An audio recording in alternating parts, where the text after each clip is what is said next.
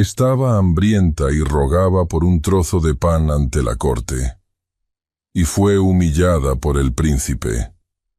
El aire de noviembre descendía como una aguja de cristal, helado y cortante, sobre los jardines esculpidos del palacio de Fontaine-d'Ussel. Las luces danzaban tras los ventanales altos, donde los candelabros colgantes lanzaban reflejos dorados sobre las paredes tapizadas y las copas de vino. En el gran salón, la música de cuerdas flotaba con ligereza, como si ninguna nota pudiera contaminarse con la realidad que comenzaba más allá de los muros. La nobleza de la región había acudido con entusiasmo a la celebración en honor del príncipe Lucien d'Arcy, conde de Provence, heredero de una rama menor de la familia real, pero respetado como si su corona pesara más que la de cualquier otro. Los perfumes espesaban el aire, mezclados con los aromas de carne asada, fruta confitada y vino caliente. Las damas, envueltas en seda y encajes, reían con abanicos semiabiertos frente a sus rostros pintados de blanco y rosa. Los caballeros hablaban con voz grave, algunos sobre política, otros sobre apuestas o rumores del puerto. Todos se movían como si el mundo girara en torno al salón, sin sospechar que, a pocos kilómetros, la miseria se deshacía en calles de piedra. Lucien se encontraba sentado en la cabecera de la mesa imperial, flanqueado por su madre, la duquesa Agathe, y por Lady Aimée de Rochefort, su prometida designada. Tenía una copa de cristal en la mano, pero no bebía. Su rostro, bello y severo, no dejaba escapar emoción alguna. Escuchaba las conversaciones, sonreía en momentos precisos, asentía cuando debía. Era el hijo perfecto, el noble sin escándalos, el príncipe que nunca desafiaba las expectativas. Aunque nadie lo decía en voz alta, muchos lo apodaban el príncipe de mármol. Y entonces, sin anuncio, sin advertencia, sin lógica ni permiso, la puerta del salón se abrió. Una ráfaga de aire frío entró con ella. Una mujer. El murmullo del salón se apagó como una vela bajo el viento. Solo la música continuó unos segundos más, ajena a lo imposible, antes de que el violín se callara abruptamente y la última nota cayera, solitaria, sobre la loseta reluciente. Ella no era una criada. Tampoco era una invitada. Vestía harapos, una bata gris, raída, ceñida con un cordón remendado. Pero caminaba con la espalda recta, con esa forma de moverse que solo se aprende entre espejos y mesas largas, en casas donde alguna vez hubo libros y voz de padre. Acunaba algo bajo el abrigo, envuelto en varias capas de tela, y sus mejillas estaban enrojecidas por el viento y la vergüenza. Sin embargo, sus ojos, grandes y grises, no bajaron la mirada. Los murmullos se convirtieron en silencio. Ni el crujir de un tenedor, ni una tos, solo ella y su voz. «Un trozo de pan», dijo. No fue un grito, no fue una súplica dramática ni un gemido. Fue una petición clara, contenida, sostenida por la desesperación, pero tallada con dignidad. El tono de alguien que sabía que la estaba arriesgando todo, y aún así no se permitía suplicar de rodillas. Lucien no se movió. Parpadeó una sola vez. Lady Aimée frunció los labios, como si algo desagradable flotara en el aire. Un noble al fondo dejó caer su servilleta. Y entonces todos se giraron hacia él, hacia Lucien, porque solo él podía responder. Con lentitud medida, el príncipe se puso de pie. Su capa azul oscuro cayó con elegancia sobre sus hombros. Caminó alrededor de la mesa sin apurarse, como si cada paso estuviera calculado para provocar tensión. Sus botas resonaban sobre el mármol. Cuando se detuvo frente a la intrusa, los sirvientes ya se habían acercado discretamente desde los márgenes del salón. Pero él alzó una mano, sin mirarlos, para que se detuvieran. La observó, delgada, ojerosa, con las manos entumecidas pero firmes. El bulto en su abrigo se movió apenas, como si algo respirara allí. «Un trozo de pan», repitió Lucien, con la voz tan suave que era casi peligrosa. «¿Así entras al salón de mi corte?» Ella no respondió. «¿Vienes a ofrecernos una actuación de tragedia? ¿O acaso este disfraz de miseria es tu forma de impresionar a la nobleza?» Algunos se rieron, aunque la risa fue nerviosa, incompleta. Lucien se giró hacia sus invitados, alzó las manos con teatralidad moderada. «Damas y caballeros, permitidme presentarles a la musa de la pobreza, un ejemplo viviente de lo que ocurre cuando los sueños no respetan su sitio». Giró de nuevo hacia ella. «Un trozo de pan», repitió esta vez con una sonrisa sin calidez. «Lo lamento. Lo hemos repartido todo entre las fábulas y las causas perdidas. El golpe no fue físico, pero el impacto sacudió el aire». Los sirvientes dieron un paso adelante. Lucien hizo un leve gesto con la mano, casi como si estuviera ordenando la retirada de un peón insignificante en un juego de ajedrez. Y entonces ella se movió. No huyó. No lloró. Dio media vuelta con la misma dignidad con la que había entrado. Apretó los labios. El bulto en sus brazos se estremeció una vez más, y salió. La puerta del gran salón se cerró tras ella, con un ruido seco que hizo eco en las copas. Durante un instante, nadie habló. Luego, las voces se soltaron como una presa rota. Risillas contenidas, comentarios punzantes, alguna imitación exagerada de la entrada de la mujer. El incidente era ya una anécdota para la sobremesa. Lucien permaneció de pie, inmóvil, con la copa aún en la mano. Pero no miraba a nadie. No oía los chismes, ni los murmullos, ni siquiera a su madre, que lo felicitó por haber manejado con altura el momento. Él miraba la puerta cerrada. Sentía aún la vibración de la voz de esa mujer. Recordaba la firmeza con que había hablado, la forma en que había sostenido ese bulto en su pecho. No era pan lo que pedía. No solo. Era algo más. No sabía por qué le importaba. No sabía por qué sus dedos apretaban el cristal como si lo fueran a romper. Pero cuando las copas volvieron a llenarse y la música comenzó otra vez, él dejó su lugar sin avisar. Nadie se atrevió a detenerlo. Cruzó el vestíbulo, descendió las escaleras laterales y salió al patio de carruajes. El aire era aún más frío afuera, y la bruma nocturna se colaba entre las columnas. Miró en todas direcciones, y entonces la vio. Una figura encapuchada, de abrigo delgado, apresurando el paso hacia la calle baja, con la carga aún en brazos. Lucien descendió los peldaños. No pensó. No midió. Solo caminó tras ella. Las hojas secas crujían bajo sus pasos, mientras Élodie cruzaba las rejas del palacio de Fontaine-d'Ussel. La gran verja de hierro se cerró tras ella con un chirrido agudo que le recorrió la espalda como un escalofrío. Su pecho subía y bajaba con fuerza, no por la carrera ni por el frío, sino por la oleada de emociones que no lograba contener.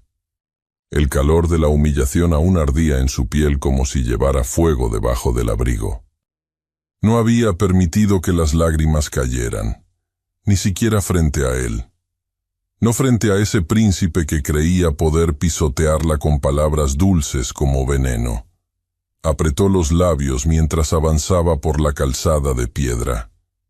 El mundo alrededor parecía más hostil que unas horas antes.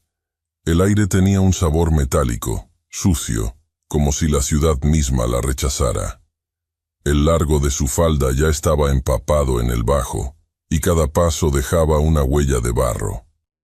La ciudad, que en otro tiempo le había ofrecido la ilusión de una vida digna, Ahora no era más que un monstruo de piedra y humo que la devoraba cada día un poco más. Tomó un atajo por el pasaje de San Simón, un callejón estrecho, donde las ventanas parecían ojos ciegos y los muros exhalaban humedad. El barrio de los curtidores la recibió con su olor característico, curtido de piel, hollín, cal viva y desesperanza. No había candelabros ni música de cuerdas ahí, solo voces apagadas, puertas mal cerradas y un silencio áspero que no se podía barrer. Al llegar al edificio, empujó con esfuerzo la puerta ladeada que daba a la planta baja. El marco de madera estaba hinchado por la humedad y chirrió en protesta. Subió un escalón, evitó el segundo, que estaba partido, y giró hacia la habitación que compartía con su hijo. Encendió una vela con manos temblorosas y el resplandor tembloroso iluminó el espacio de apenas 10 metros cuadrados. Sobre el jergón de paja, envuelto en mantas delgadas, Julien dormía. O más bien, yacía en un sueño febril, con las mejillas encendidas por el calor interno y los labios secos. Su pecho subía y bajaba con lentitud irregular. Elodie se acercó de inmediato. Dejó la vela en una caja invertida que usaba como mesa y se arrodilló a su lado. Le tocó la frente con la parte interior de la muñeca. Ardía. Sacó un trapo del barreño de agua que había dejado en la mañana, lo exprimió con cuidado y se lo colocó en la frente. El niño no se despertó, pero sus párpados temblaron. Ella le acarició el cabello con los dedos y respiró hondo.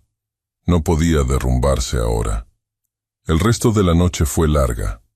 Le cambió los paños 2 veces, le hizo tragar unas gotas de infusión de flor seca con miel, la última que le quedaba. Cuando por fin el cuerpo del niño pareció calmarse, se permitió acostarse a su lado, con un brazo sobre él, como un escudo silencioso. La luz del amanecer entró por la rendija de la ventana, anunciando que la ciudad no pensaba detenerse por su cansancio. El día comenzó como todos, crudo, sin tregua. Elodie salió a buscar encargos de costura, tocando puertas con la cabeza baja y las manos heladas. Algunos le negaron el saludo. Otros, especialmente las mujeres mayores, la miraron con una mezcla de asombro y censura. La que se atrevió a pedir pan frente al príncipe, escuchó murmurar a una joven mientras pasaba. Una vendedora de frutas le ofreció una sonrisa torcida. ¿Valiente o necia? ¿Quién sabrá la diferencia? Pero también hubo una anciana que le dejó una bolsa de restos de tela sin decir palabra, y un aprendiz de zapatero le ofreció un trozo de pan duro con la excusa de que era sobrante del desayuno. Elodie lo aceptó con una leve inclinación de cabeza, sin una palabra. Lo envolvió y lo guardó. Todo servía. De regreso en su habitación, volvió a cuidar de Julien.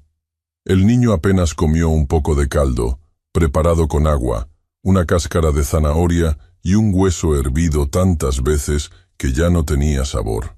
Pero el hecho de que pudiera tragar fue, en sí mismo, una victoria. Luego, ella se sentó a coser encajes descosidos, con una lámpara de aceite que escupía humo por falta de limpieza. Las monedas que le pagarían por esa labor no alcanzarían para más de 2 días de comida, pero al menos era algo. A lo largo de la tarde, el rumor del incidente en el palacio pareció recorrer el barrio como una plaga. Algunos lo encontraban admirable, otros insensato. Una vecina le preguntó si esperaba que el príncipe se apiadara de ella. Otra la acusó entre dientes de haber manchado la poca dignidad que le quedaba al vecindario. Elodie no respondió. Se limitó a seguir cosiendo, con las yemas de los dedos enrojecidas y la vista nublada por el esfuerzo. Al caer la noche, el frío se intensificó. El viento silbaba por las rendijas de la ventana. Julien dormía otra vez, aunque su respiración seguía pesada. Fue entonces cuando alguien llamó suavemente a la puerta. Ella se levantó con precaución, con el corazón alerta, y entreabrió la madera. Ahí estaba Madame Violet, la vecina del segundo piso. Era una mujer de rostro afilado, ojos diminutos y voz aguda, pero no malintencionada. Traía algo en las manos, un sobre de papel crema, cerrado con un lacre neutro, sin escudo. Al acercarlo, un leve perfume a lavanda se desprendió del papel. «Un hombre lo trajo», dijo la anciana con voz baja, como si temiera ser oída. Alto, de capa gris, tenía acento de palacio. Elodie lo recibió sin abrirlo de inmediato. Madame Violet no dijo más. Se limitó a asentir y volver a subir las escaleras. Cerró la puerta, encendió la vela y se sentó junto al jergón. El niño dormía aún, con la boca entreabierta. Ella acarició la cera del sello con la yema del dedo, sin romperlo. El papel no era lujoso, pero tampoco vulgar. Había algo cuidado en el trazo de la tinta. El texto era breve, directo. Una invitación a presentarse en las cocinas del palacio a primera hora del día siguiente, para ocupar un puesto temporal como ayudante de cocina. No estaba firmada por el príncipe, ni por un mayordomo. Elodie volvió a leerlo. Luego lo dejó sobre sus rodillas. Había en ella una mezcla de náusea e incredulidad. Era una trampa para ridiculizarla una vez más, un gesto de caridad humillante, o acaso otra cosa. Las palabras de Lucien en el salón, crueles y exactas, aún repicaban en su memoria. Y sin embargo, ¿por qué ofrecerle trabajo ahora?, observó a su hijo. El pequeño se removió entre las mantas, murmurando algo en sueños. Su piel seguía caliente. Las medicinas se estaban acabando. Y el invierno apenas comenzaba. Tomó el sobre entre los dedos. Lo sostuvo un momento a la luz de la vela. Lo giró. Pensó. Fuera de la ventana, la noche había caído del todo, y el viento volvía a ulular entre los tejados, como si también esperara su decisión. Entonces, lentamente, bajó la mirada hacia su hijo, y supo que no tenía elección. Pero no se movió de su sitio. Se quedó ahí, en el suelo, con la espalda apoyada contra la pared y la carta en el regazo, mirando cómo la cera del candil descendía por la vela como una lágrima lenta.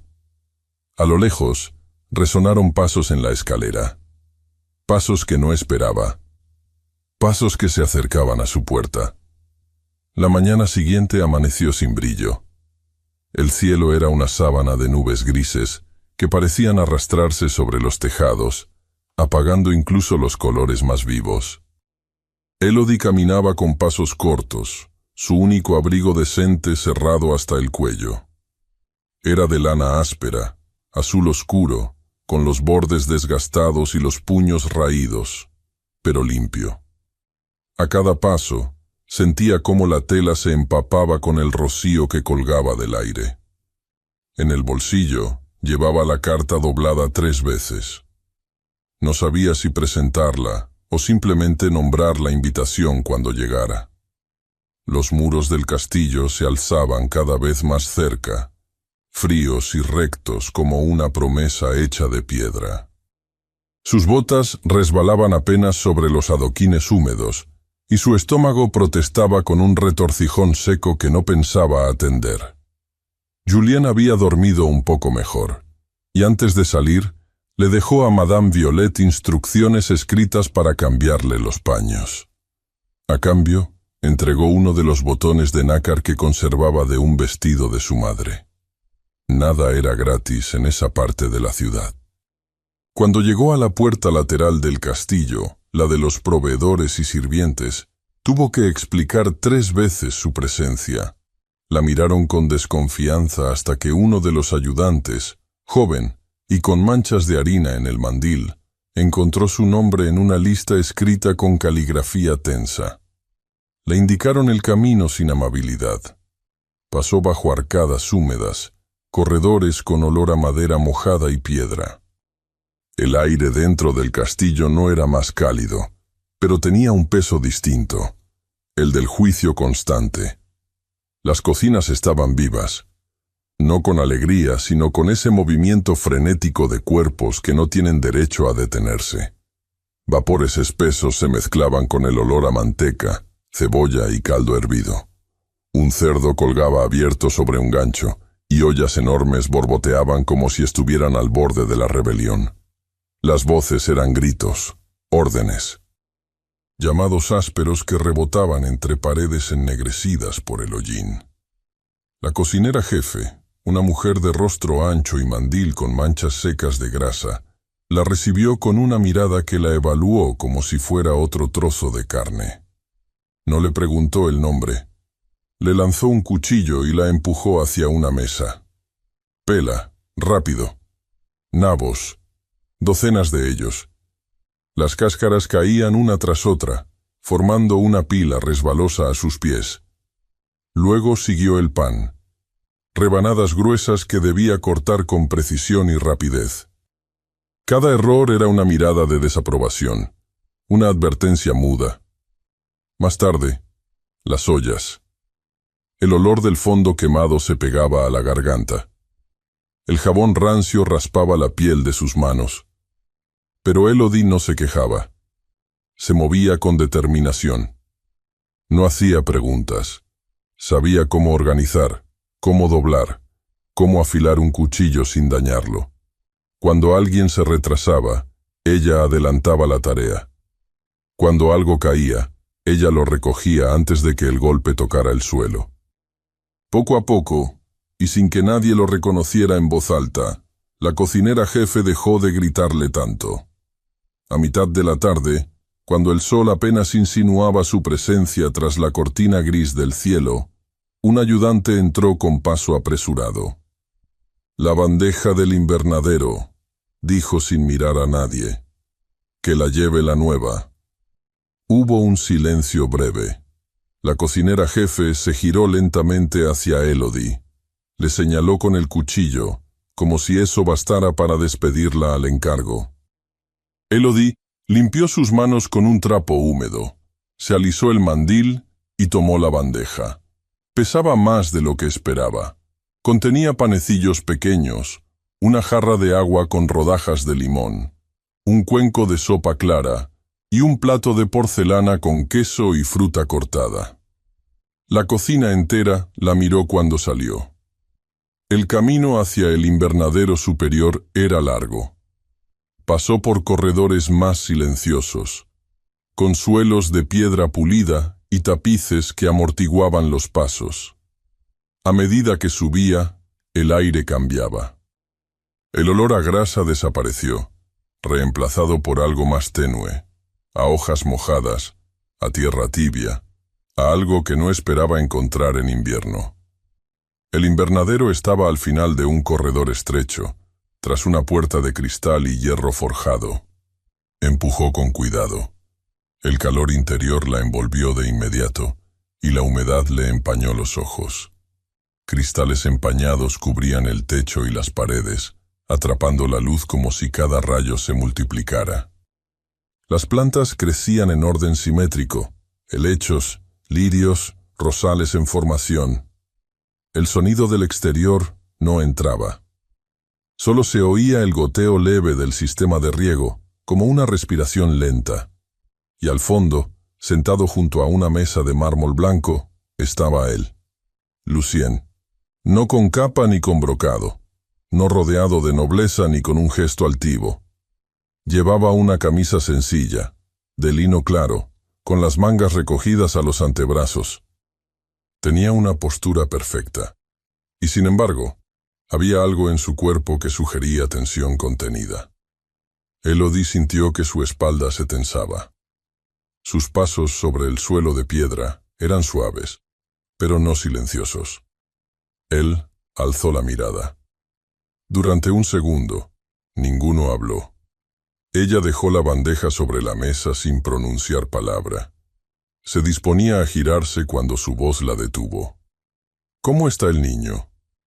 No era una pregunta dicha con superioridad, tampoco con lástima. Su tono era bajo. Una voz que no usaba con los demás. Elodie no respondió de inmediato. Se volvió lentamente, sin bajar la mirada. «Está vivo», dijo. Lucien asintió, una sola vez. No sonrió. No intentó suavizar nada. El silencio volvió, pero no era incómodo. Era denso, lleno de lo no dicho. Ella bajó la mirada hacia la bandeja. Sus dedos se apretaban alrededor del paño del mandil. No entendía qué hacía allí. No entendía por qué él preguntaba. «No necesito su compasión», añadió, sin emoción. Él no se defendió. Solo la observó. Sus ojos verdes parecían haber perdido el brillo cortante del salón. Ahora eran otra cosa. Más oscuros, más humanos, o quizás solo más cansados. Ella dio un paso hacia atrás, luego otro, y se marchó. El invernadero la dejó salir sin sonido. Afuera, el castillo volvía a respirar su rutina, pero en su pecho algo se había desplazado. No podía explicarlo, no podía nombrarlo, pero no era odio, y eso la inquietaba. En el interior del invernadero, Lucien se quedó mirando la bandeja. No comió nada. Sus dedos rozaron el borde de un vaso. Luego se extendieron hasta una rosa aún cerrada, una de las pocas que no había florecido. La tocó como si pudiera obligarla a abrirse, aunque sabía que no era así. Nada abría a la fuerza sin romperse. Recordó un entierro, recordó la lluvia, recordó una promesa. Y entonces, la puerta del invernadero se abrió bruscamente. Uno de sus consejeros entró con el rostro tenso. «Monseñor, ya circulan rumores. Algunos miembros de la corte han comenzado a preguntar por qué la mujer del pan ha vuelto al castillo». El frío no cedía, aunque el sol de invierno entrara de vez en cuando por las ventanas altas del castillo. Cada jornada comenzaba para Elodie antes del amanecer, entre el golpeteo de cuchillos contra madera, el humo de los fogones encendidos y las órdenes rápidas de la cocinera jefe. El mandil siempre húmedo, el rostro enrojecido por el vapor constante, las muñecas resentidas por el esfuerzo repetido. Pero ella no se quejaba, nunca se quejaba. La cocina, ese mundo subterráneo de ruido y velocidad, se había vuelto su refugio y su condena. No preguntaba por qué seguían permitiéndole estar allí. No buscaba explicaciones. Simplemente cumplía. La cuchara en la mano, la tabla de cortar bajo sus dedos, el calor del horno rozándole los tobillos.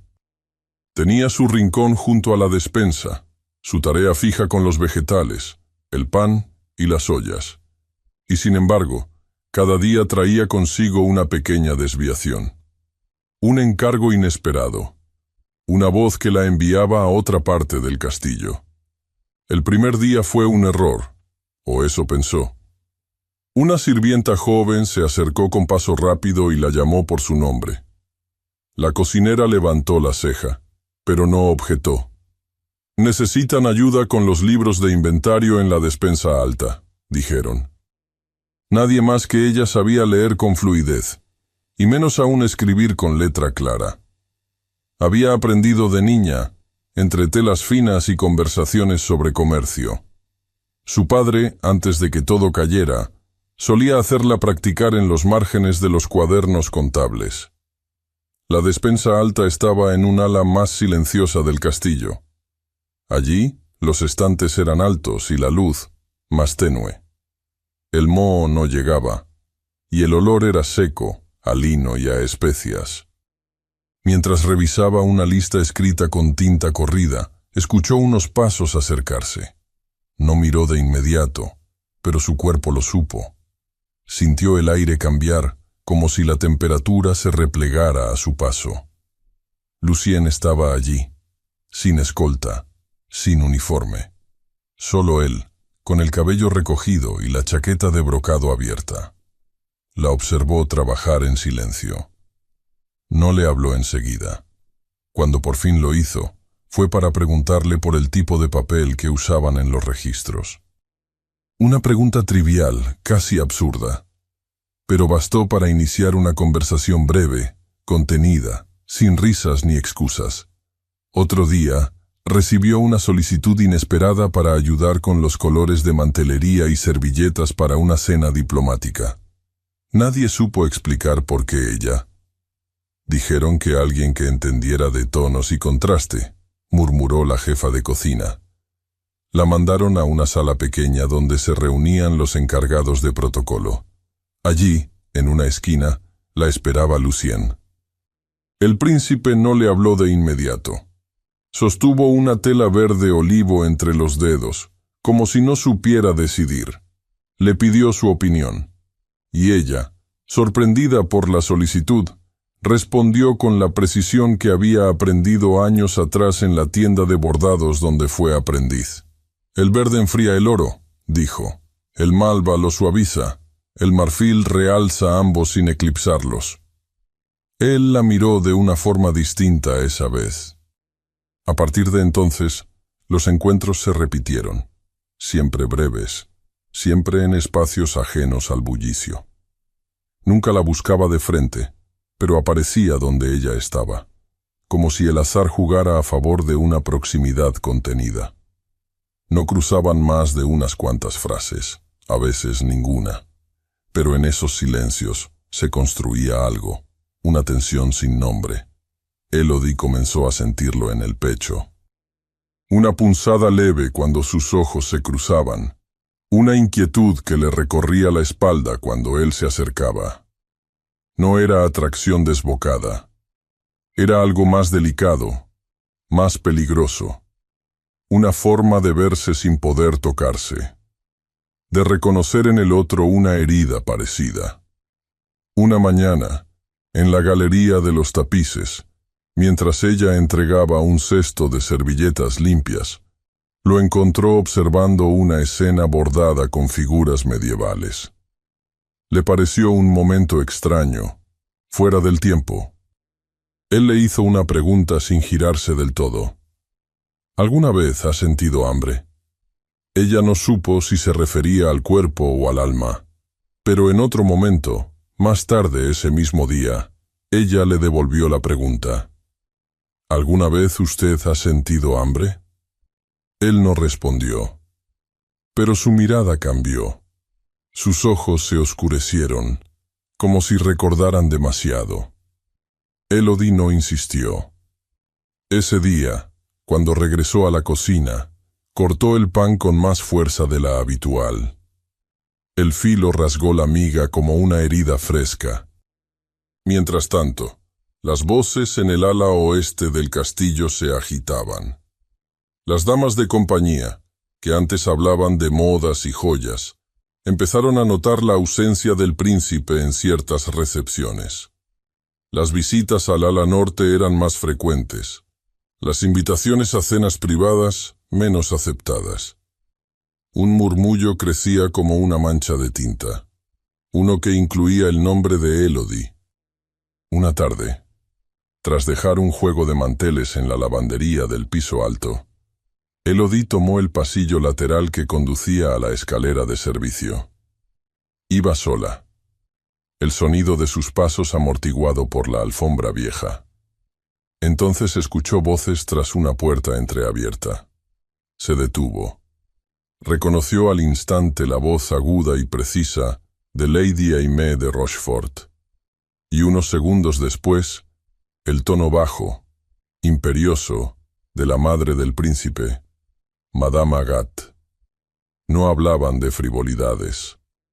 Lucien está cometiendo un error, dijo Aimée, sin ocultar su irritación contenida. Se ha expuesto ya demasiado con esa mujer.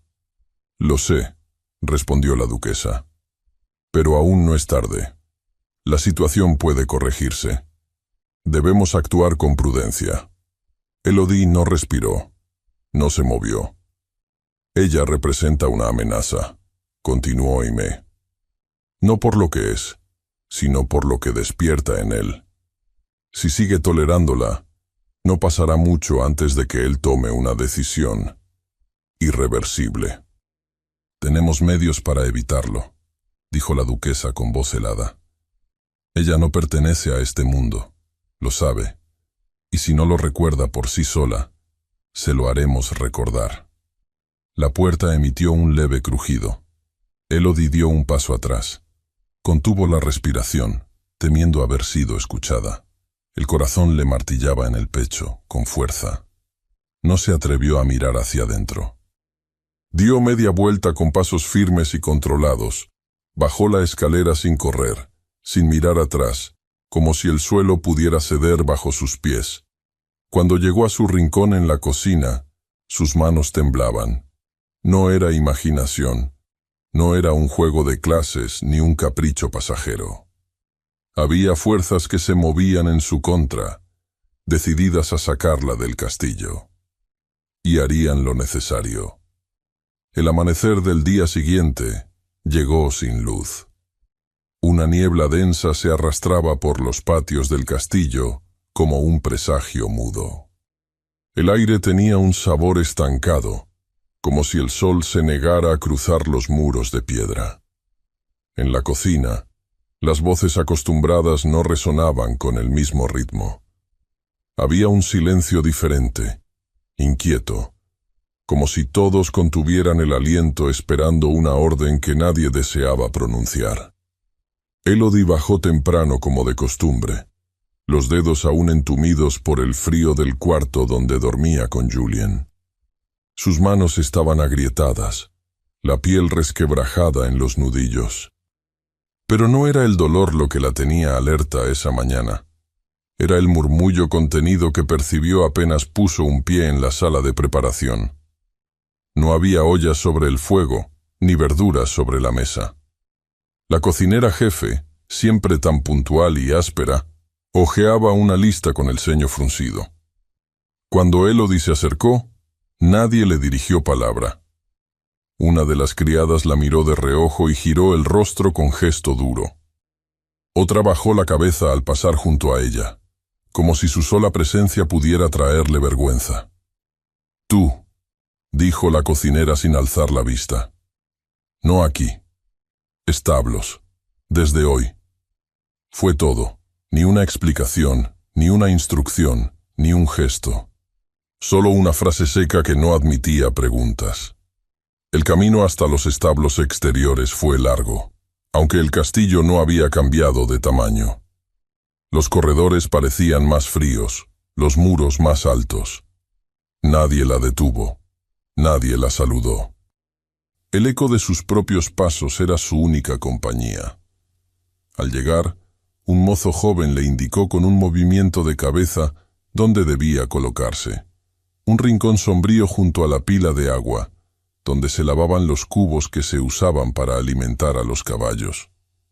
Ahí pasó la mañana, lavando, fregando, vaciando estiércol seco de las carretillas pequeñas, sacudiendo mantas que olían a humedad y orina. El aire estaba impregnado del olor de la paja mezclada con el sudor animal. No había más sonido que los relinchos ocasionales y el zumbido distante de las moscas. El sol no llegaba a ese rincón. El lodo era espeso y frío. Ningún pago acompañaba su esfuerzo. Las horas se arrastraron con una lentitud hiriente. Al mediodía, le ofrecieron una ración de pan duro, sin agua, sin sopa. La comió en silencio, sentada sobre una caja, con las manos temblorosas por el cansancio. Nadie se le acercó. Nadie le dirigió palabra. Era como si ya no existiera. Las miradas que encontraba, cuando las encontraba, eran diferentes a las de los primeros días. Ya no había curiosidad, solo recelo o abierta desaprobación. Algunas criadas murmuraban a sus espaldas. Otras simplemente se apartaban como si llevara consigo algo contagioso. Un rumor, una mancha, un peligro. Al final de la jornada, Cuando volvió a la cocina a devolver un cubo de cobre, encontró una hoja doblada sobre su saco. No tenía sobre, ni la habían escondido. Solo una frase escrita con tinta azul, cuidada, perfecta.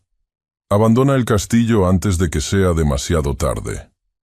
No había firma, pero la caligrafía era femenina, delicada, de trazo largo, como si cada letra fuera parte de una carta de sociedad.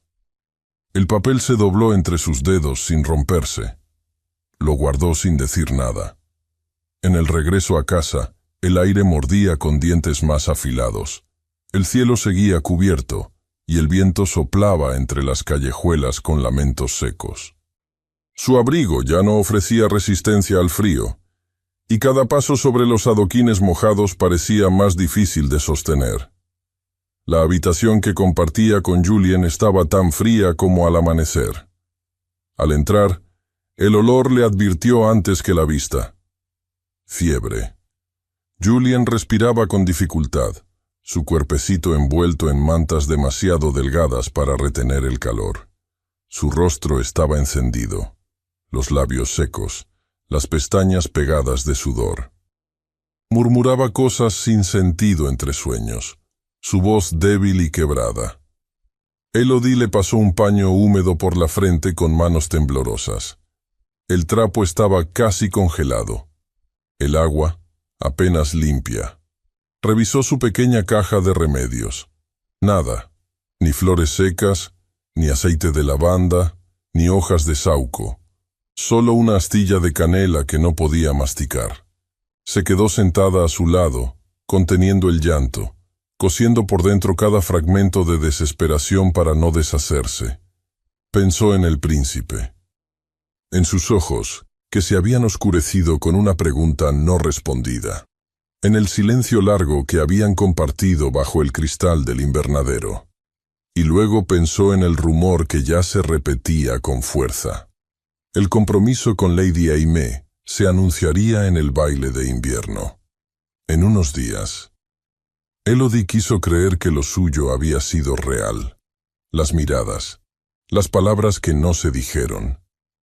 Pero ahí, al borde de su jergón, con las manos entumidas, el niño ardiendo y la amenaza doblada en su bolsillo, todo le pareció una farsa. Una ilusión absurda que nunca debió haber creído posible. Cuando el reloj del campanario dio las 10, apagó la vela para ahorrar aceite y permaneció en la oscuridad. Y entonces alguien llamó a la puerta. No un golpe, no una orden, solo 3 golpes suaves, rápidos, y luego silencio. Abrió con cuidado. Un paje tembloroso, joven, con los rizos empapados por la niebla, jadeaba frente a ella. Le extendió una nota sin decir palabra. Luego se marchó sin esperar respuesta. Elodie cerró la puerta, se acercó a la vela y rompió el sello. La cera era negra, con el emblema personal del príncipe, una flor de lis y una letra L cruzada por una espada. Dentro, solo una línea escrita con la caligrafía de él. No te vayas. El papel se quedó suspendido en sus dedos, como si pesara más de lo que debía. Afuera, la niebla crecía, devorando el mundo paso a paso. Adentro, el silencio se hizo más espeso. Y mientras lo releía, escuchó algo más. Pasos en la calle. Lentamente, se detenían frente a su ventana. La mañana helada dejó un rastro de escarcha en los bordes de los muros del castillo y en los vidrios empañados de las ventanas. El aire, denso y cortante, calaba los huesos y no permitía tregua. En los establos, donde la humedad subía desde el suelo hasta los pulmones, Elodie doblaba mantas sin descanso, limpiaba cubetas con las manos entumidas y cargaba paja hasta que los músculos de su espalda dolían con cada movimiento. Las jornadas se habían vuelto insoportables. No solo por el trabajo físico, sino por la sensación constante de estar bajo vigilancia. como si cada paso que daba dejara una estela que otros se encargaban de pisar y borrar con desprecio. Sus compañeros no le hablaban. La cocinera no la había vuelto a mirar desde el cambio de puesto. Las criadas la evitaban. Incluso algunos mozos bajaban la cabeza al verla pasar, como si su presencia se hubiera convertido en una ofensa silenciosa. Julien seguía con fiebre, y las horas que pasaba fuera de casa se sentían como una traición. Pero no podía detenerse. Si renunciaba al trabajo, no quedaría nada, ni pan, ni fuego, ni la esperanza tenue que se mantenía apenas viva bajo la piel. Por eso, cuando el paje apareció en su puerta la noche anterior, con el rostro pálido y jadeante, ella no tuvo fuerza para rechazar la nota. «No te vayas». La frase había quedado flotando en su cabeza como un murmullo constante. Era una súplica escrita con trazo firme. Y bajo la línea final, con tinta apenas más clara, venía la hora y el lugar. Esta noche. Salón de lectura del Al-Azur. Nadie sabrá. Pasó horas debatiendo consigo misma. No tenía por qué ir. No quería volver a ser humillada. Pero también sabía que no ir significaba cerrar la puerta a algo que no comprendía del todo, pero que la había sostenido en silencio por semanas. Una mirada, un silencio, un gesto. No tenía nombre, solo pesaba. Se puso su abrigo y bajó las escaleras. El ala sur del castillo estaba vacía a esas horas. Olía a piedra húmeda, a madera vieja. Los candelabros de hierro colgaban apagados, y las sombras se deslizaban por los muros como si guardaran secretos antiguos. El salón de lectura, uno de los más viejos, conservaba aún estantes con libros encuadernados en cuero agrietado, mesas de madera noble y tapices descoloridos que apenas cubrían las grietas en la pared. Todo el lugar tenía el aliento de algo que había sido importante y que ahora solo resistía por costumbre. Lucien estaba allí, de pie junto a la chimenea apagada. No llevaba brocados ni insignias, solo una casaca oscura, abierta al cuello, y el rostro ligeramente pálido. Su cabello estaba recogido con descuido, y en su expresión había algo distinto. No arrogancia, no frialdad, sino una tensión palpable, como si estuviera a punto de desbordarse. Elodie cerró la puerta con suavidad y permaneció cerca de ella, inmóvil. «Gracias por venir», dijo él. No esperó respuesta. Dio un paso hacia ella, luego otro, sin invadir su espacio, pero acercándose lo suficiente para que la distancia se llenara con su respiración. «No hay una forma elegante de decirlo», continuó, «así que no la buscaré. He detenido el compromiso con Lady Aimée». Elodie parpadeó, pero no respondió. Sus dedos se cerraron alrededor del borde de su abrigo, clavando las uñas en la tela gruesa. «Mi madre está furiosa. El consejo también. Lo sabía antes de hacerlo. Pero lo hice». Su voz era baja, firme. «No por una fantasía, no por debilidad. Lo hice porque estoy harto de pretender». El silencio se asentó en la habitación como una manta pesada.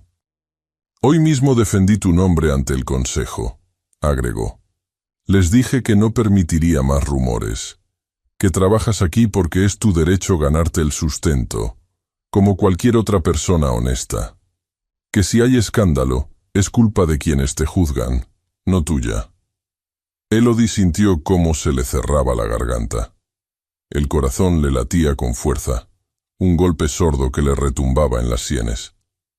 «No pedí tu compasión», dijo al fin con la voz baja. «Y no te la estoy ofreciendo», respondió él. «Estoy diciéndote que no voy a ceder a quienes piensan que pueden decidir por mí. Ni por ti». Lucien metió la mano en el bolsillo interior de su casaca y sacó un pequeño pliego sellado. «Es un salvoconducto. Lleva mi firma. Nadie del castillo puede cuestionarte si lo llevas. Tendrás protección directa. Trabajo. Seguridad. Ella no extendió la mano para tomarlo. Lo miró con una mezcla de desconfianza y algo más doloroso. Duda. ¿Y luego qué? Preguntó con amargura contenida.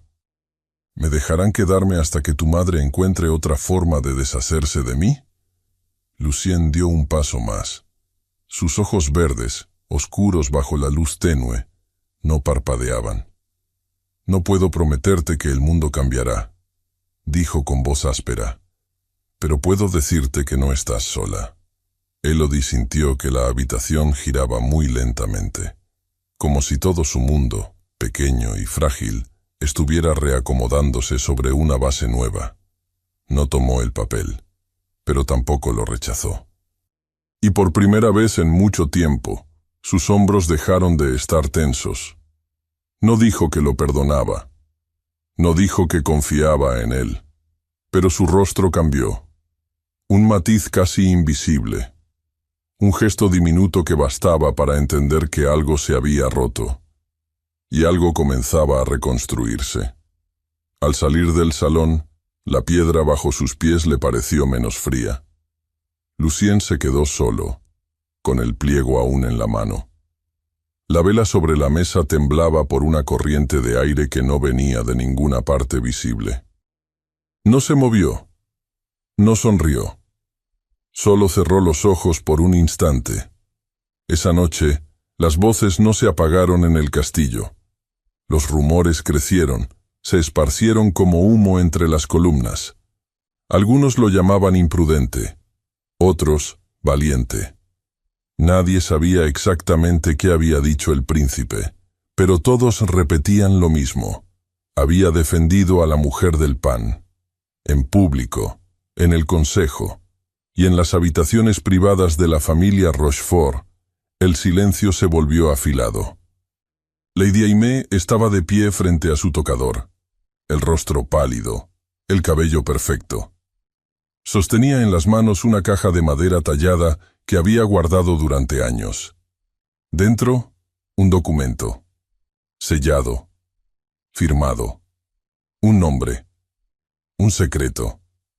Lo observó durante un largo rato. Luego llamó a su doncella. «Mañana», dijo, «que lo entreguen al consejo al amanecer».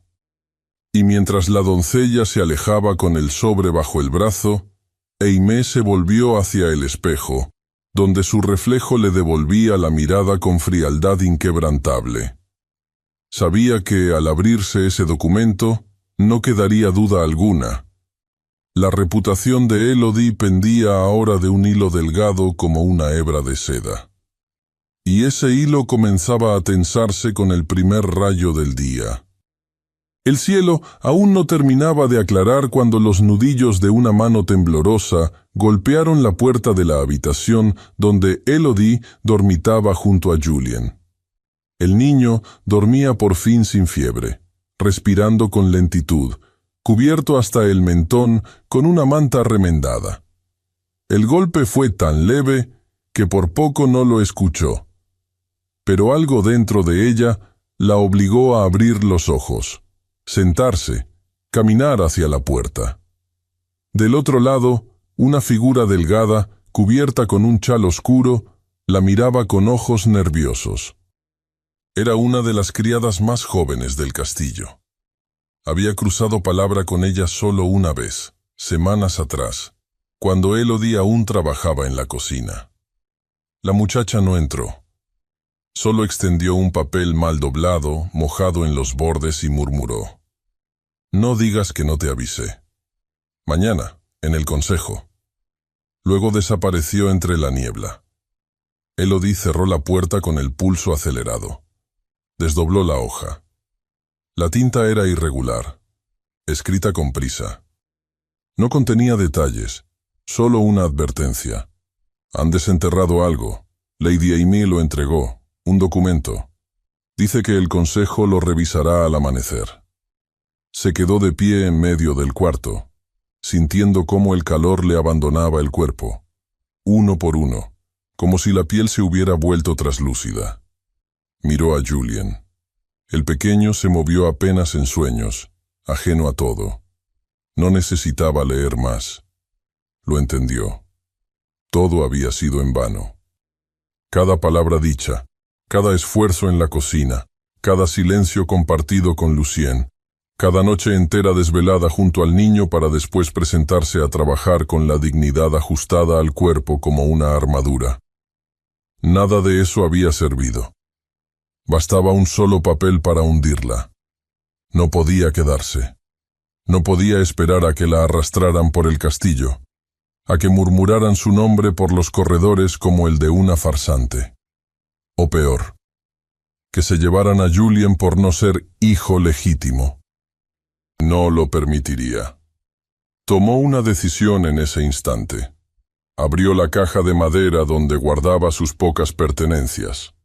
Dobló con rapidez 2 vestidos de lana, uno de ellos con los cordones rotos, una toalla limpia, un cuaderno donde aún conservaba notas y dibujos de su padre. En una bolsita de tela metió el poco dinero que había logrado reunir. Luego, de la mesita junto a la cama, sacó la carta con el sello de Lucien. No la rompió. La envolvió en un pañuelo y la guardó entre los pliegues del vestido. Escribió una nota breve en una hoja de cocina. No puedo quedarme. Gracias. La dejó sobre su rincón de trabajo, allí donde cada día comenzaba su jornada, como una pequeña confesión abandonada en la sombra. Luego despertó a Julien con cuidado, lo vistió lentamente, le amarró los zapatos con manos temblorosas y lo cargó en brazos. Salieron en silencio, cuando las calles aún estaban vacías y el cielo apenas tomaba el color del hierro viejo. El camino hacia el puerto fue largo. A cada paso, el barro se adhería a sus botas y el viento frío se colaba por los pliegues del abrigo. Llevaba a Julien dormido sobre el pecho, su peso tibio, sus cabellos húmedos pegados al cuello. No encontraba fuerzas para pensar con claridad. Solo caminaba, como si la ciudad la empujara hacia el agua, como si no tuviera otra dirección. En su mente, las imágenes venían sin orden. Lucien, en el invernadero, con la camisa remangada, preguntándole por su hijo como si realmente le importara. Lucien, junto al tapiz antiguo, escuchándola hablar de colores sin fingir cortesía. Lucien, con los ojos oscuros cuando ella le preguntó si había sentido hambre. Y también Lucien, el príncipe, el noble, el heredero de una línea que vivía rodeada de mármol, seda y silencio. Ella era otra cosa, un recuerdo de lo que se había perdido, una sombra descalza que caminaba por los márgenes. Tenía un hijo sin apellido, un cuerpo marcado por el esfuerzo, una dignidad sostenida a fuerza de orgullo. Amarlo, admitir que lo amaba, habría sido entregarse a una fantasía. Y ella no podía permitirse eso. El puerto olía a pescado, a alquitrán y a madera mojada. La lluvia comenzaba a caer con lentitud, empapando su abrigo, pegándole el cabello a la frente. Se acercó al muelle con pasos tambaleantes.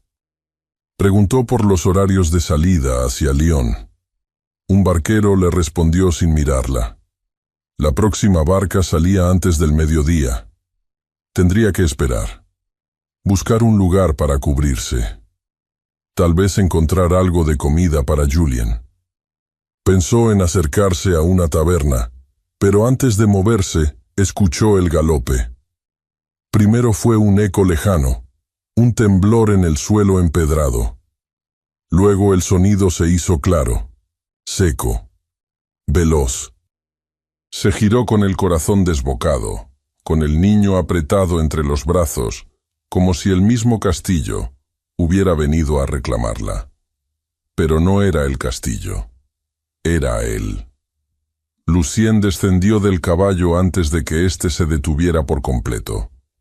Tenía el cabello mojado, la capa empapada y el rostro endurecido como si hubiera cruzado la ciudad sin respirar. Sus ojos encontraron los de ella sin dificultad, como si nunca la hubiera perdido de vista. No le habló con rabia, no gritó, solo extendió la mano. No llevaba anillos, no había escolta, no había protocolo, solo Lucien, bajo la lluvia, frente a ella.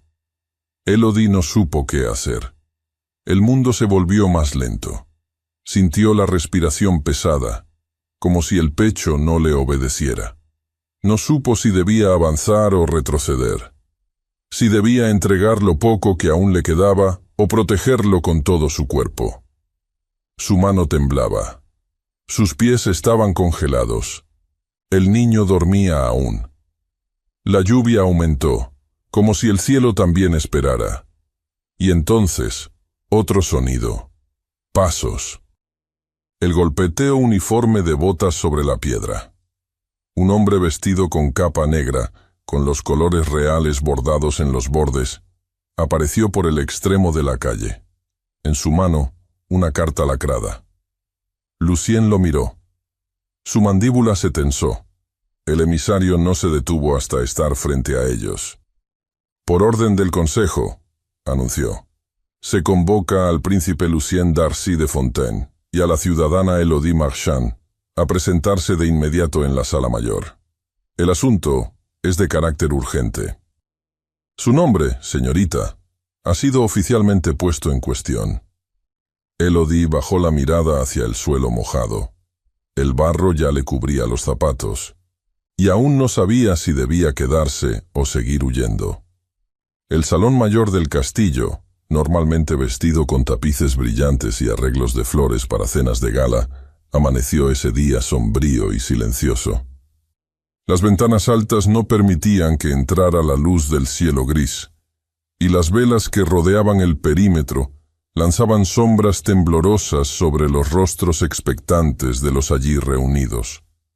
No había música, no había risas, solo la reverberación de pasos medidos sobre el mármol. A diferencia de otras audiencias, no se anunciaron cargos oficiales, nadie proclamó un edicto. Pero la tensión en el ambiente dejaba claro que aquello no era una reunión cualquiera. En las bancas altas estaban los nobles locales, vestidos de manera sobria. A su lado, algunos miembros del clero observaban con expresión cerrada. En el extremo norte, entre dos columnas, la madre de Lucien se mantenía rígida, su vestido de terciopelo oscuro como una advertencia silenciosa. Y más arriba, desde la galería donde la vista era perfecta pero distante, Lady Aimée observaba en completo silencio, con el rostro iluminado por una vela que no tocaba su piel. Elodie se encontraba en el centro de la sala, de pie. No había asientos para quienes eran cuestionados. Sus ropas estaban húmedas por la lluvia que apenas se había secado, y su abrigo desprendía ese olor inconfundible de lana empapada. Pero estaba erguida.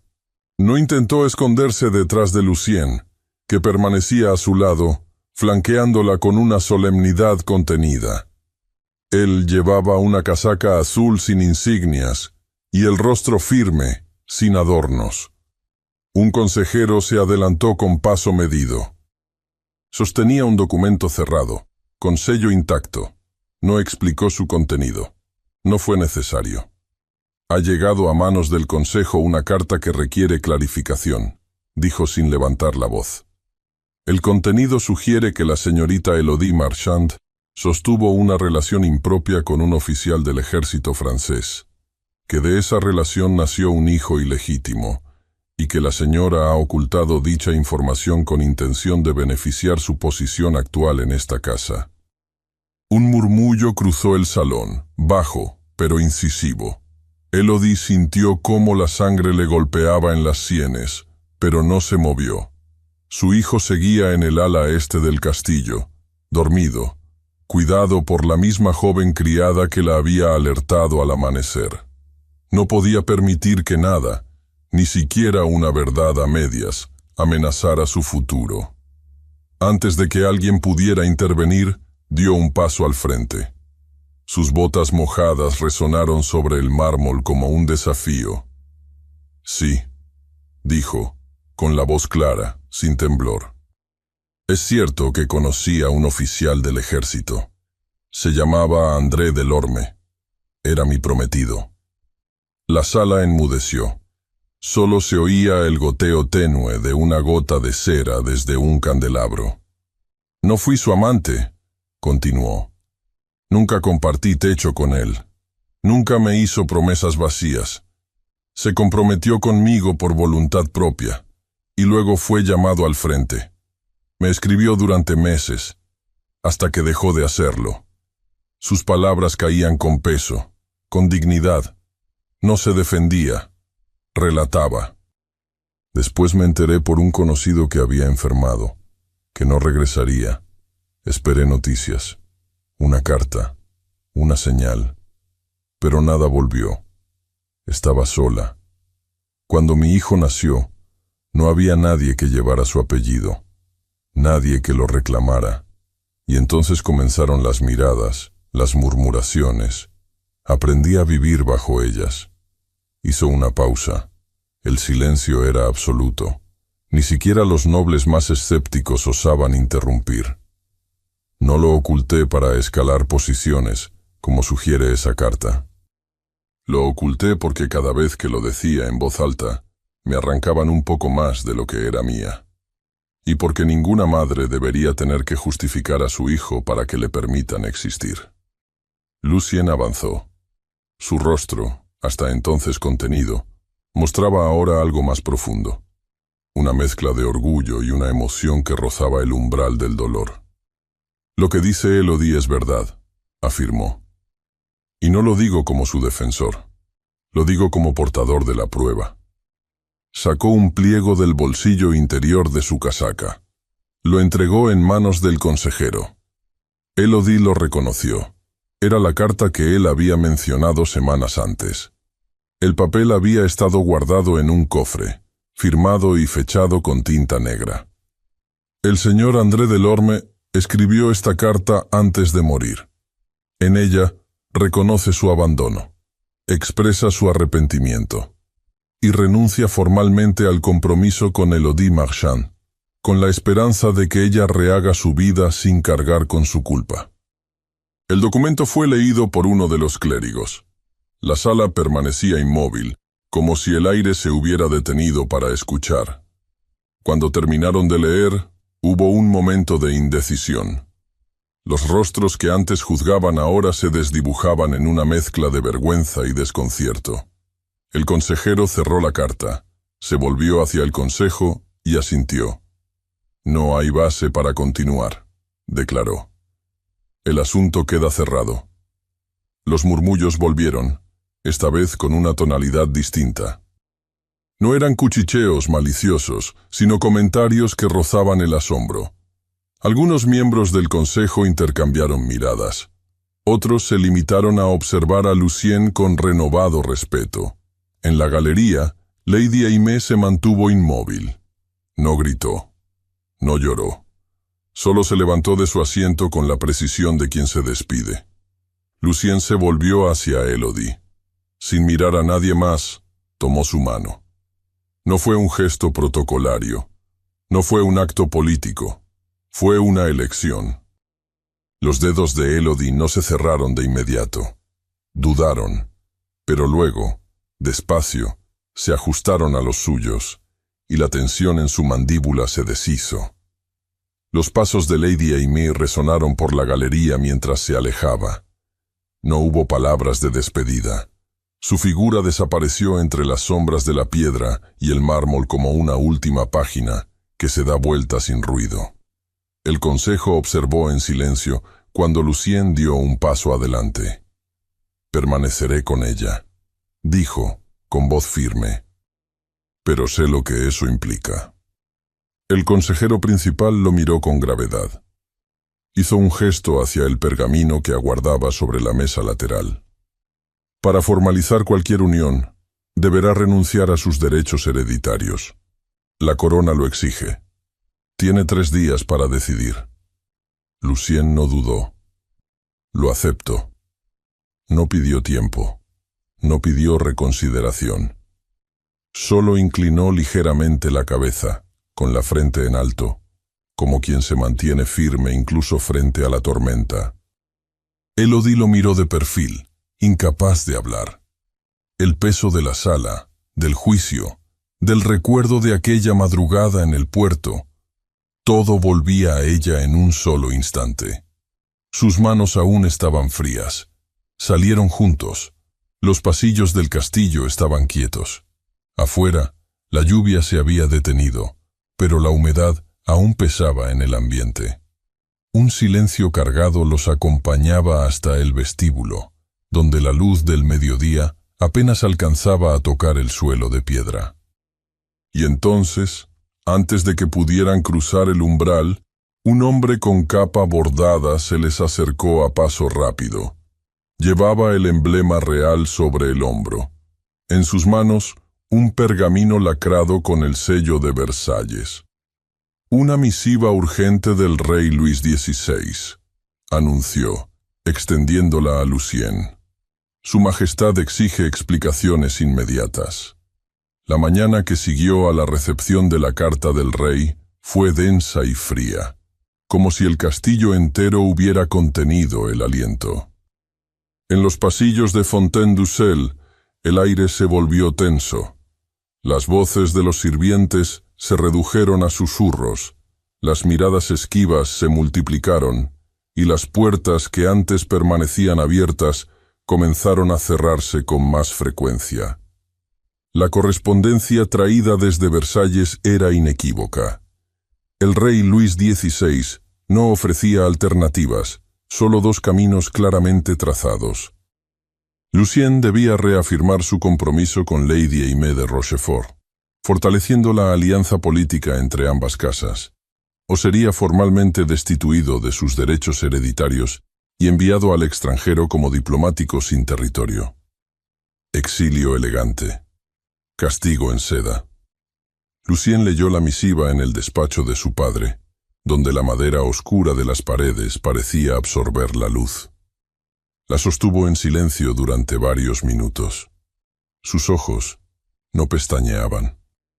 No fue la amenaza lo que lo afectó, sino la forma en que cada frase intentaba convertir su vida en una moneda de cambio. Como si la decisión más íntima de su existencia fuera una variable negociable dentro de un juego mayor. Su madre entró sin anunciarse, acompañada de uno de los mentores de Lucien, el barón de Sorel, un hombre de voz medida y porte académico. Ambos le rogaban razones. Apelaban al deber, a la historia, a la memoria de los antepasados. La condesa madre llegó incluso a arrodillarse junto a su silla, tomándolo de la mano. Le habló del linaje, del peso de su nombre, del lugar que perdería en la historia si daba un paso en falso. Lucien no la miró. Solo sostuvo la carta sobre el escritorio y preguntó, con tono plano, si alguna vez lo habían visto feliz. No hubo respuesta. Durante el resto de la mañana no se le vio en público. Se encerró en la biblioteca privada del ala sur, donde no entraba desde la muerte de su padre. Pidió tinta fresca, papel con el sello de la casa y cera roja. A solas, redactó una carta.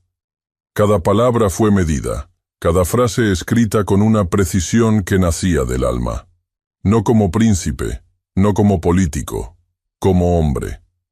La carta no era una súplica ni una disculpa. Era una declaración.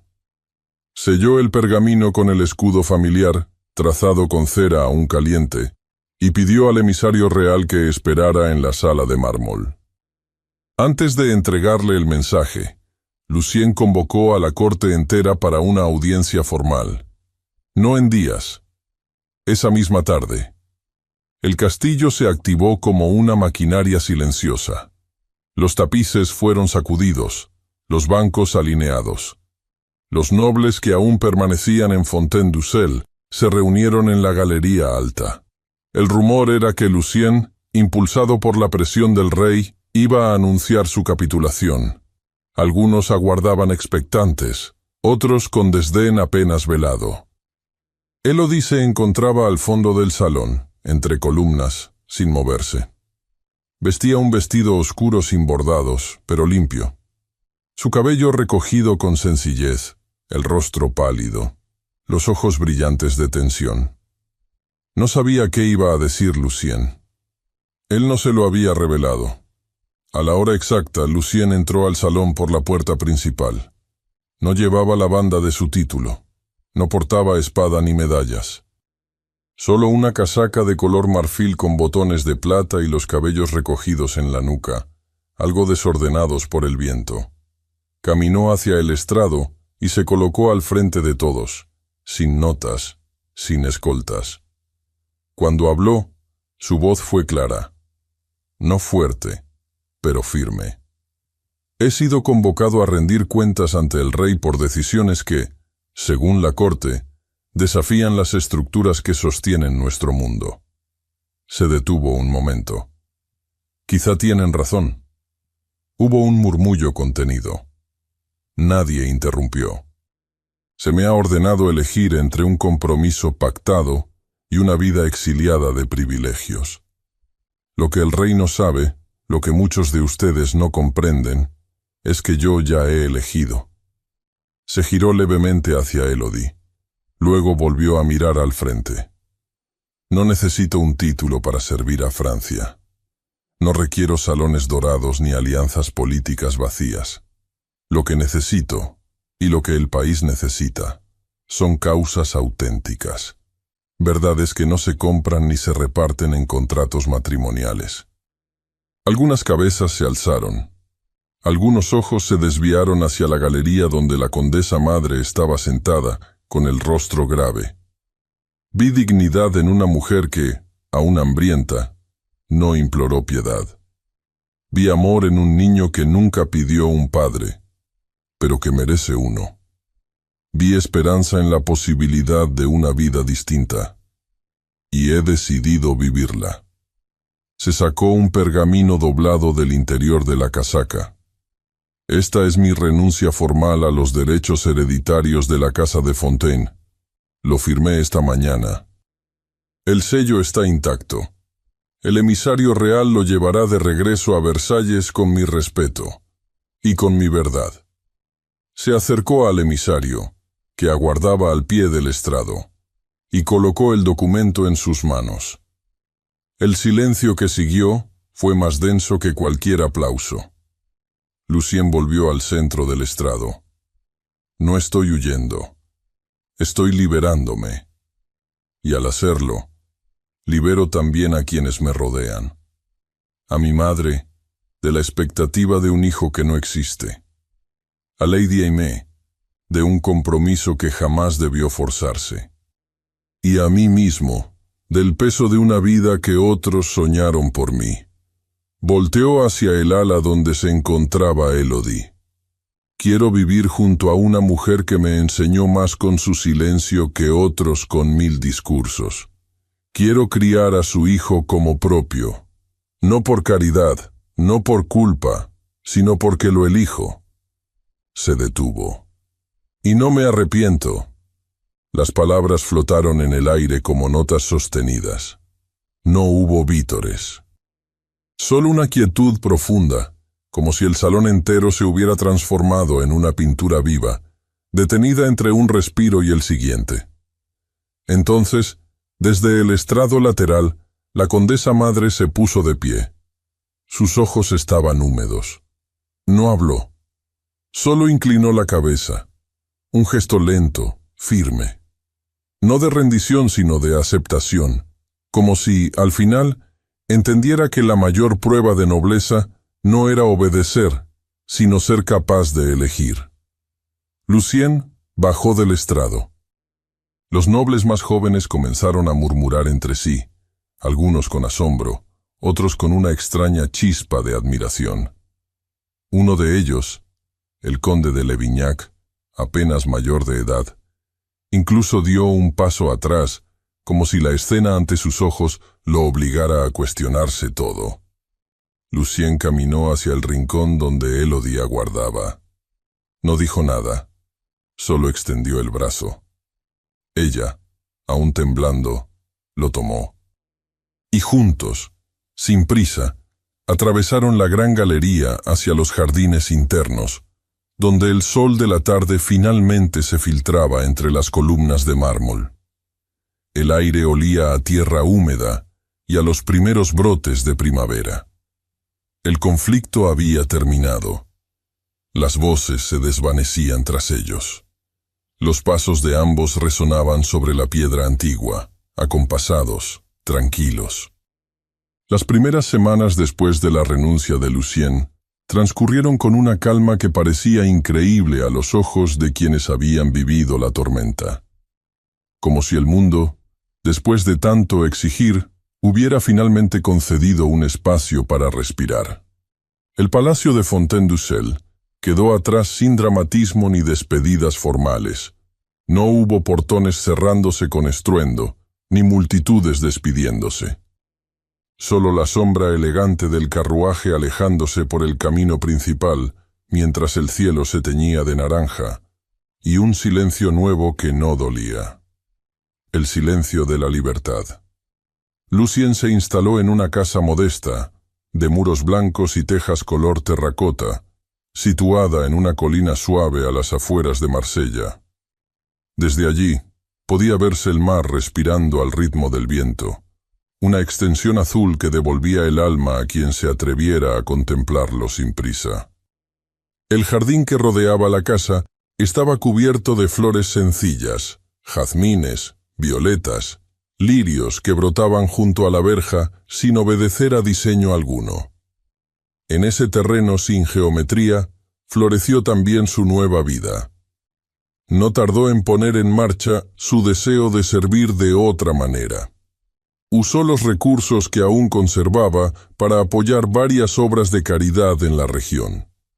Restauró la escuela abandonada del Distrito Bajo y comenzó a impartir clases de historia, lenguas y geografía. Enseñaba con la misma convicción con la que antes leía tratados políticos, pero con un brillo diferente en los ojos. Los niños del puerto aprendían a escribir su nombre gracias a él. Los ancianos lo saludaban como si siempre hubiera pertenecido allí. No necesitaban conocer su pasado para respetar su presente. Élodie, por su parte, tomó un cuarto anexo a la casa para instalar un taller de costura. Había empezado sola, con su caja de hilos, agujas y una vieja máquina de pedal. Pero pronto llegaron otras. Mujeres sin familia, viudas de marineros, madres jóvenes con más dignidad que recursos. El taller se llenó de murmullos, puntadas y café caliente. No era un negocio, era un refugio. A veces, en lugar de pago, las mujeres llevaban pan, flores o leche fresca. Élodie aceptaba todo con una sonrisa y jamás preguntaba por qué habían llegado hasta ahí. Julien también cambió. Su salud, antes tan frágil como papel mojado, mejoró con la calma del entorno y el calor constante del nuevo hogar. Corría entre las macetas, perseguía gatos y aprendió a leer los números dibujándolos con un palito en la tierra húmeda. Había tardes en que se le veía en el regazo de Lucien, dormido con la cabeza en su pecho, mientras el antiguo conde leía en voz baja algún pasaje de Plutarco o de los cuentos locales de pescadores. Nadie se atrevía a romper esa imagen. La boda no fue anunciada. No se imprimieron invitaciones, ni se contrataron músicos. Fue discreta, pero inmensamente íntima. Se celebró en una pequeña capilla de piedra, rodeada de olivos centenarios, donde el aire olía a resina y a promesa. El sacerdote era un hombre de campo, con las manos callosas y voz apacible. La ceremonia fue breve, casi susurrada, como si solo ellos dos debieran escucharla. Pero cada gesto, cada mirada compartida entre Lucien y Élodie, hablaba con más fuerza que cualquier coro. Cuando él le tomó la mano, no lo hizo como un hombre noble que ofrece seguridad, sino como un igual que reconoce la fuerza de quien camina a su lado. Algunos amigos asistieron. Madame Violet, la anciana vecina del pasado, vestía un chal bordado a mano y lloró en silencio durante la bendición. El antiguo cocinero del castillo les envió una cesta de panes recién horneados. Un jardinero trajo una rama de durazno florecida para colocarla sobre la entrada. Nadie pronunció discursos largos. Bastó con estar presentes. Después de la ceremonia, no hubo banquete. Solo una mesa larga bajo la sombra de un almendro, con platos sencillos, vino local y pan con aceite. Julien, en una chaquetita azul que le quedaba apenas un poco grande, ofrecía flores silvestres a todos los presentes como si fuera el anfitrión.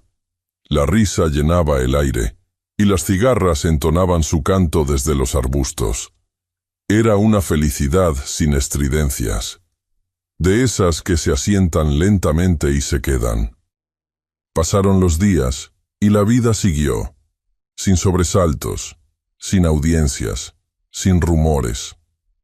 Las noticias sobre Lucien y Élodie comenzaron a circular discretamente entre las regiones del sur. No eran relatos de escándalo, sino de admiración. Se hablaba de una pareja que vivía con sencillez, que enseñaba y ayudaba, sin esperar a cambio títulos ni favores. Algunos nobles antiguos los olvidaron. Otros, más jóvenes, escribían cartas curiosas, pidiendo consejo o relatando sus propias rebeliones personales. El nombre de Élodie, antes pronunciado con desdén, se volvió símbolo de entereza. Algunas mujeres del campo llamaban el taller de la señora de los jazmines al pequeño espacio donde sus manos tejían un futuro distinto. Ella nunca pidió reconocimiento. Solo quería un lugar donde el amor y el trabajo pudieran existir sin ser juzgados. En una tarde de primavera, cuando el viento traía perfume de azahares desde el valle, Lucien y Élodie salieron a pasear con Julien por el sendero que bordeaba los campos en flor. Lucien caminaba descalzo sobre la hierba, cargando los zapatos por puro capricho. Élodie, con el cabello suelto y un vestido claro, reía con una dulzura que antes le había sido negada por las circunstancias. Julien corría delante de ellos, recogiendo margaritas. Se detuvieron en una loma desde la que se veía el mar. Élodie cerró los ojos por un instante, como para retener el sonido del oleaje, el calor del sol en la piel, el eco de una risa infantil. Luego abrió los ojos y miró hacia el horizonte. En su mirada ya no había sombra, ni deuda, ni miedo. Solo esperanza y plenitud. Muchas gracias por haber escuchado esta historia hasta el final. Esperamos que te haya emocionado tanto como a nosotros al contarla. Nos encantaría conocer tu opinión. ¿Qué te pareció la historia? Déjanos un comentario contándonos desde dónde nos escuchas y qué fue lo que más te gustó.